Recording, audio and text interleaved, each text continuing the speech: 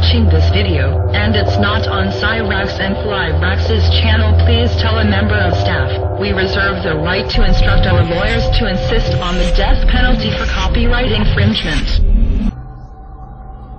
The next step after the Vril flying saucers was the Haunebu series of craft. By 1939 the SS had produced the RFC-5, which it called the Haunebu 1. In August 1939, the machine made its maiden flight, and proved its viability. The early Haunebu 1 craft, of which 2 prototypes were constructed, were 25 meters in diameter, had a crew of 8, and could achieve the incredible initial velocity of 4,800 kilometers, but at low altitude. Further enhancement enabled the machine to reach 17,000 kilometers. Flight endurance was 18 hours. To resist the incredible temperatures of these velocities, a special armor called Victolan was pioneered, specifically for both the Haunebu and Vril series of disc craft.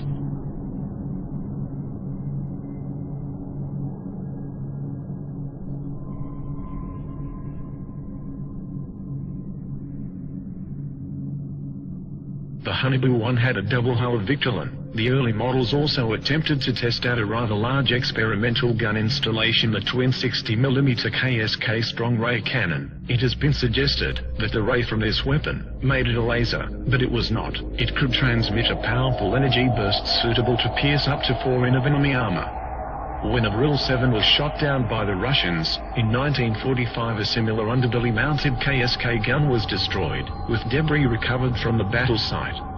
The heavy gun installation, however, badly destabilized the disc, and in subsequent Haunebu models lighter MG and MK cannon was supposedly installed. The Haunebu 1 first flew in 1939 and both prototypes made 52 test flights.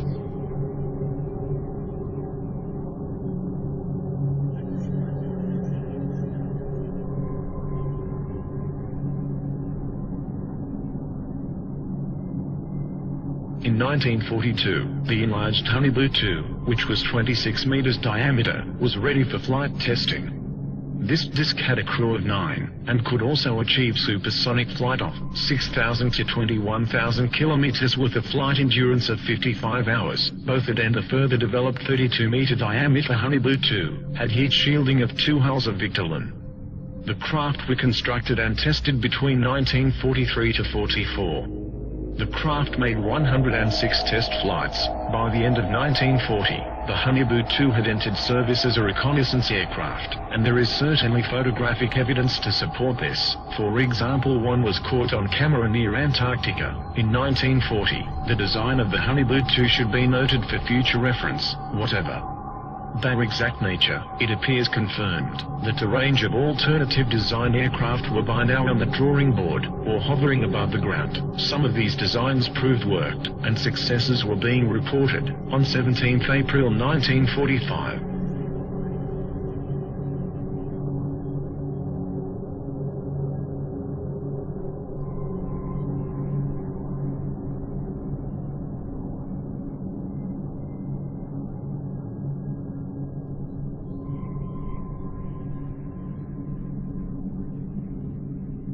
by 1944, the perfected war model, the Haunebu 3, was tested.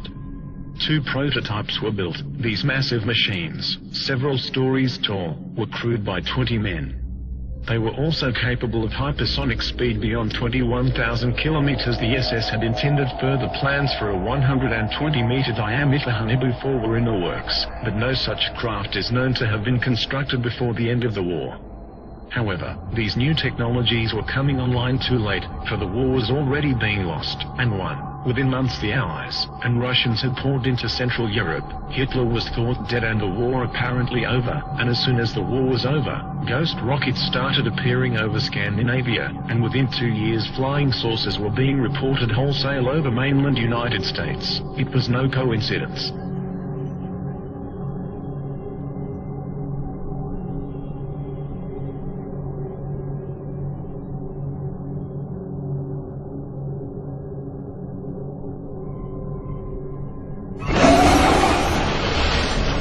Campus. Campus. Campus. Campus.